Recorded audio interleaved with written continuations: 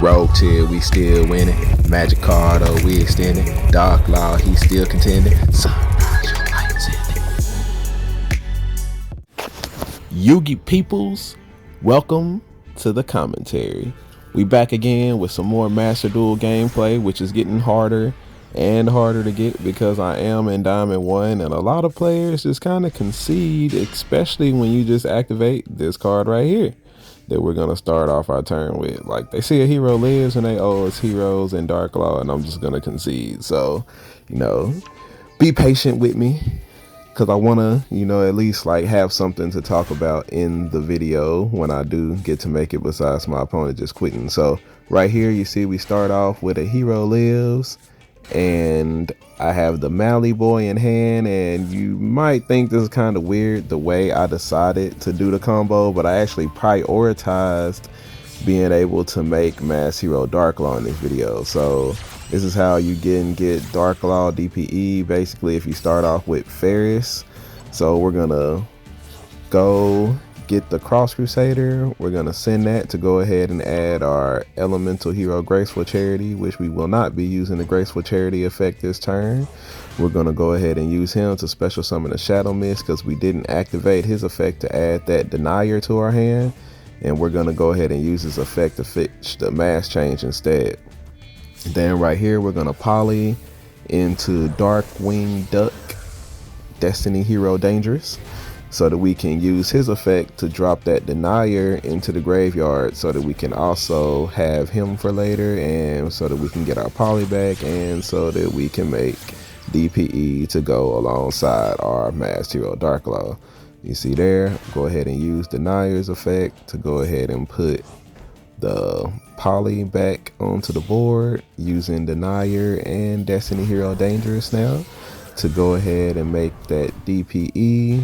So we have Effect Veiler, we got Wonder Boy's effect again, we got Call By, we got Dark Law, we got DPE. He's gonna start off with the Feather Duster, chain that mass change, and like whenever I get Feather Dusted in this position, I'm just like, oh, I'm still plussing anyway, because we're just basically losing the Call By the grave, and we're gaining Dark Law, and we're gaining the Boy Wonders effect also to reset that mass change, and we're gonna get Shadow Mist effect.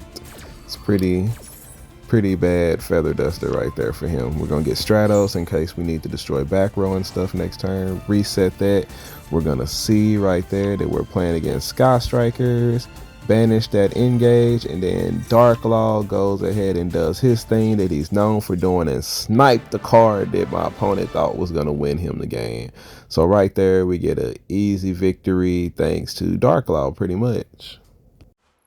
Moving right along into the next game here, as you can see, my opening hand is pretty bad. We opened up the Vion, I already have Poly, we opened up Miracle Fusion, and at least I have Nib and Droplet that'll work pretty good against this Swordsoul deck, especially because he started off with Ashuna and not into like Moyi Long Young. So I'll definitely get to Nib here because he won't be able to bring out the Baron in time, but in the meantime he's gonna generate plenty of advantage, get the free Moyi draw, get the Shishao add, there comes the Long Yun, there goes Emergence, so he's also got Taya, so now I have to beware of the Link Tenye monster Shaman. He's got the Shooter, and then right there I'm gonna go ahead and nib him, and he goes Maxi, which I thought was really strange. I guess he just really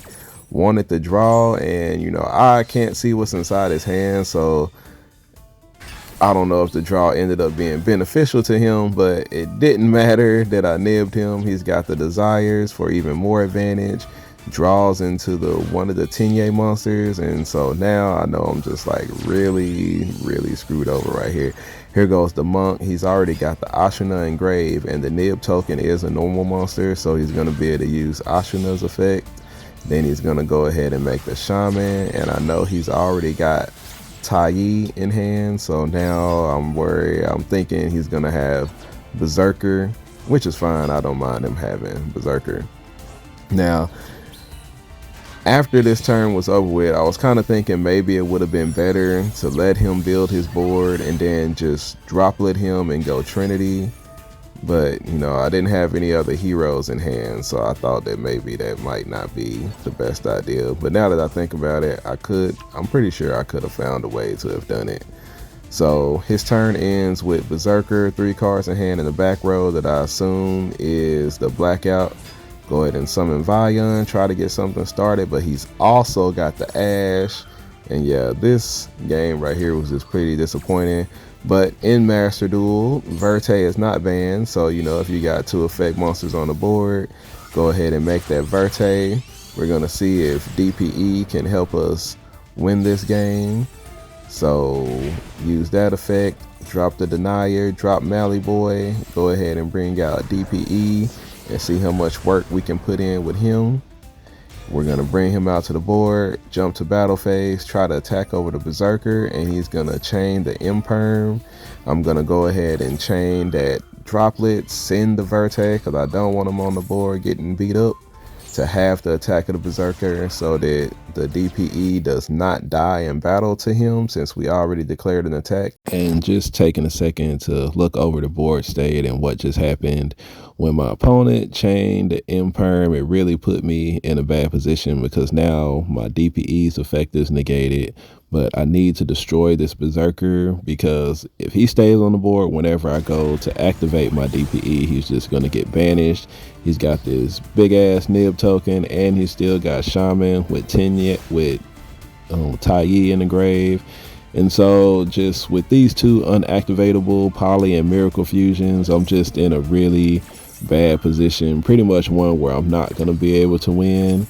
And you know, it got me thinking back to my starting hand, like would it have been different if I had not nibbed and decided to go with Droplet instead? But you know, even then it wouldn't matter because he also had the Ash for my Vion, so this actually put me in a better position because I was actually able to make the Verte and be able to bring out DPE. And as you can see, one of the problems that just Hero has is, you know, some of the one-ofs that we have to run are just bricks sometimes. Like they're really helpful when we draw them under the conditions that we need them, but a lot of times they're also just like bricks inside of our hand that, you know, cause us to lose games sometimes. And I want to say appreciate you to everybody for watching. You know, I don't want my hero players out there to get discouraged. Sometimes you just draw hands that you're not going to be able to win with, but don't let that get you down. You know, it happens with every deck. And I'll catch y'all next time. Stay away.